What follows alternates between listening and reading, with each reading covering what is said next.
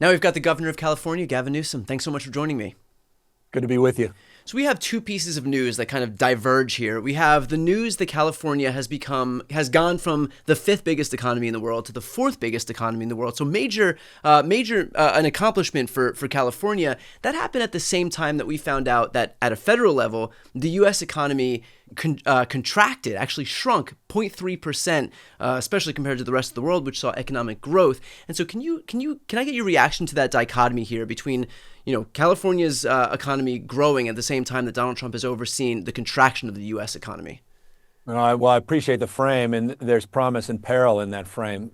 First of all, we're proud. California continues to grow, $4.1 trillion a year economy. We're about 14% plus or minus of the United States GDP. We're the 10th of the U.S. economy. And put that in perspective, the next largest economy is about 50% smaller in terms of GDP. We have the number one manufacturing state, number one state in every major category in terms of large scale economic output. It's a point of pride. I'm not trying to impress anyone, just impress upon folks the size, scale, and scope of California as a subnational jurisdiction. That said, you're 100% right. Now here we are, Q1, before Liberation Day, and that's so important to remind people that 0.3% contraction in the U.S. GDP happened before the impacts of tariffs. And as you know, we've talked about this before, California asserted ourselves as the first state to sue the Trump administration under the tariff regimes because no state is poised to lose more because of it than us. So we're in that point of a little bit of peril as it relates to our status as the fourth largest economy because of Trump's recklessness. What do you make of the fact that even as Trump is overseeing our economic contraction as a country, and even as we're seeing economic growth from the rest of our industrialized partners, I mean, all of Europe had seen economic growth, even Mexico and Canada had seen economic growth, that all the while Trump decided to come out and diffuse responsibility onto Joe Biden, with, of course, the irony being that over a year ago, about a year and a half ago, he said that just in anticipation of him becoming president, the stock market was already booming.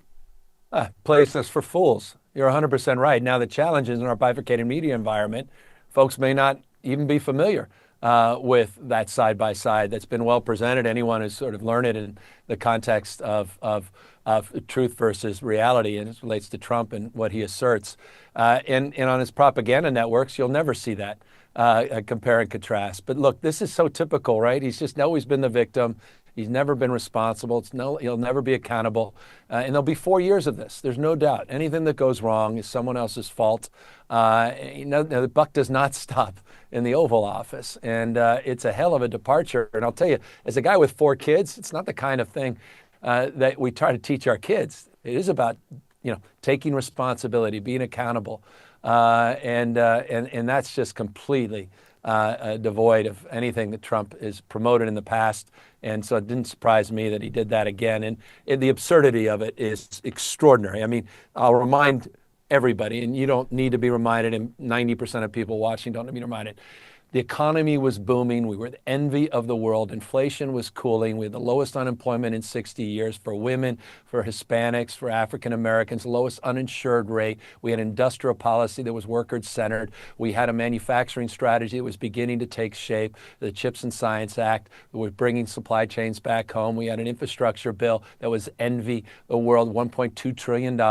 And we were advancing a low-carbon green growth strategy. That's what he inherited, including markets that were at record-breaking pace, the S&P, the NASDAQ, and the Dow. So it's just total revisionist history. You had mentioned the fact that these Q1 numbers are before the impact of the tariffs even really set in. And we're going to see those as we continue to see the Port of LA taking fewer and fewer shipments. There's been a ton of reporting and video online showing that it's really a ghost town as far as those ports are concerned.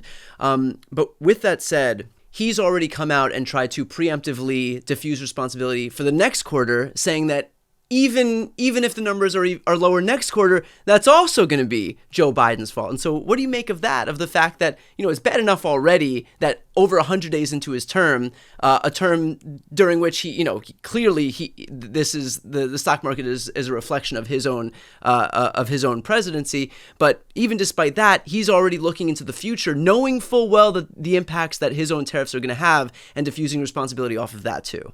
Well, I mean, not only you're right, I mean, he reinforced it in pretty raw terms. I got 4 kids, and 80-90% of the toys under the Christmas tree is going to come from China. That's got this 145% tariffs, and they've reciprocated with 125% tariffs. A lot of those cargo ships that are not arriving in the ports of LA. And I'll remind folks, ports of LA and Long Beach are 40% of the goods movement in the United States of America. And as you say, literally anyone that goes down there, I was down there in Southern California yesterday, the day before, 35% reduction they're anticipating next week. And they can literally quantify that based upon incoming already, not 3.5%.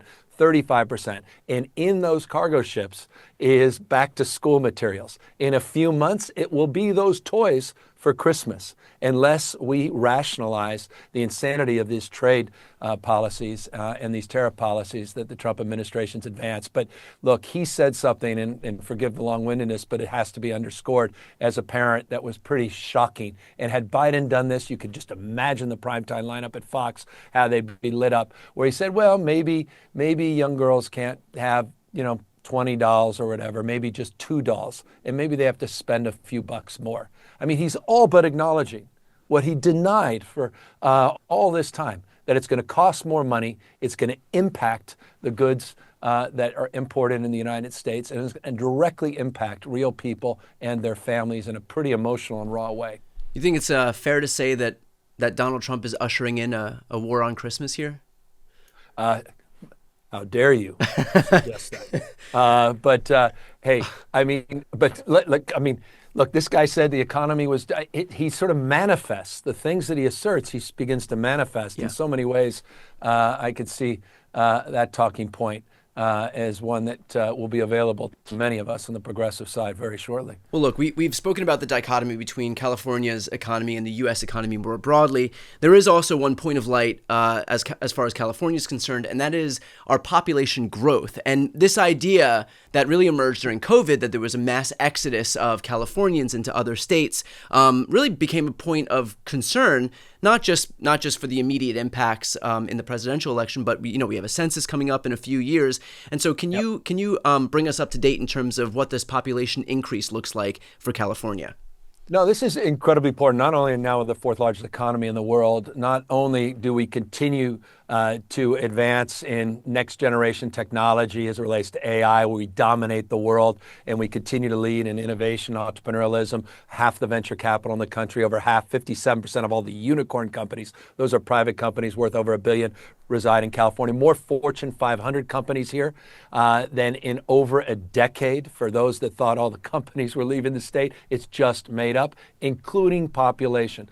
The new numbers came out. Census Bureau put out numbers a few weeks back showing population increase of about 232,000. Our much more conservative finance department put out population growth numbers at 108,000. It's back-to-back years of growth. We did have that 1 year sort of peak COVID where we were challenged along with a dozen other states across the country, red states, not just blue states.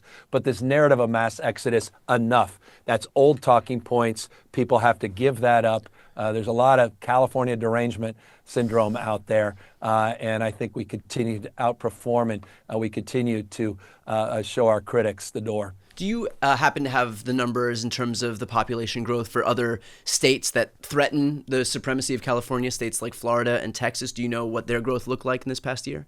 Well, I do know that there were last 2 years, there's 2 states that lost population both years. Both were red states. and 2 out of 3 this year were red states. One was a Democratic state. Look, Florida and Texas continue to grow.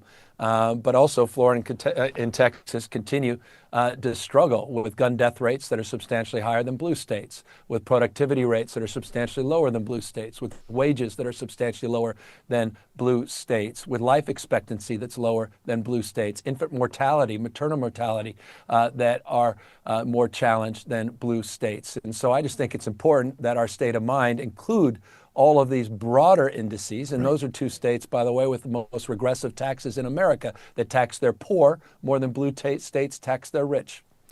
I do think it's important to note, look, from a political perspective, I think that we have a vested interest in making sure that we have as much population growth as we can so that we don't lose those electoral votes heading into the 2030s and beyond. Because, if those electoral votes go to states like Texas and Florida, then it's not enough to just have the blue wall, for example. Then you also need states like Georgia and North Carolina, and we have a very tenuous, if any, grasp on those states. So really, it's existential for Democrats to make sure that we preserve population here in California. One big impediment to that is, of course, the price of housing and making sure that housing is affordable enough for people to actually live here. And so can you just give us a lay of the land in terms of what's being done to make sure that there is enough housing and that the housing that is being built is affordable? And within that, I mean, it's also worth discussing and we've had this discussion before, but worth reiterating, the red tape that makes it so difficult for developers to actually put up that housing. 100%. Look, I mean, it's the original sin in the state of California, and it's a growing issue all across the United States of America. But we love about California, the future happens here first. Often that's around triumph and opportunity and growth, and then also as it relates to challenges as well. And this state has been dumb as we want to be as it relates to NIMBYism. We've kind of forgotten Econ 101, supply demand. And our state vision is realized locally. It's not a way to sell out local government, but it's a way of recognizing we need to be more accountable at the local level. As a former mayor, I can say that to production. And so many of the challenges are around planning commissions, planning departments, city councils, boards of supervisors that have had this not in my backyard mindset for too long. And so we have radically shifted that paradigm in the last few years. I've signed 42 SEQA reform, that's our environmental reform bills. We've done a lot in terms of rezoning, as of right zoning and upzoning around transit corridors. We have in the lexicon of Ezra Klein an abundance mindset that includes momentum into this year, where there are 20 plus very pro YIMBY housing bills that I'm absolutely fully committed to signing this year. We have to address this issue. Democratic governance, but also Republican states struggling similarly, also have to address this issue across this country, affordability and the looming housing crisis. And by the way, a crisis that's also consumed by the twin crisis of climate change that is impacting insurance markets, right, and the inability to insure your home, even to get a mortgage to refinance it, that is impacting housing starts across the country as well. Right. And if anybody should know about that, that's the folks down in Florida. I mean, really, I know that there's a lot of climate change denialism happening, especially as it relates to those southern states over there. But insurance companies are not moved by politics one way or the other. They're moved by money. And if they're pulling out because climate change, the effects of climate change have so exacerbated the size and scope of these storms, that's all you need to know. I mean, they do not operate in red or blue. They operate in green. And so the fact that they're moving out and they're refusing to insure those folks is a testament to the fact that it is real. It is having a major impact on those states. And folks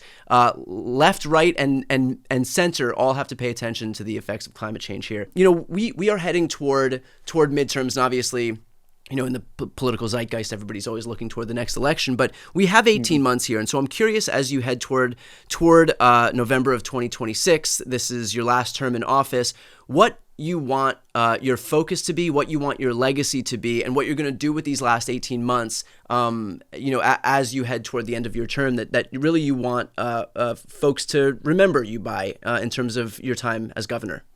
Well, look, we can only control what we can control. And I say it all the time to everybody that works with us. It's not what happens to us, it's how we respond to what happens to us. So for all the headwinds in Washington, D.C., we still have agency. And in that spirit, it's about the great implementation across the spectrum of issues. We've set the most audacious climate goals in the country. We've set the most audacious housing goals, homelessness, on education, on healthcare, across the spectrum, on the issues of poverty and disease.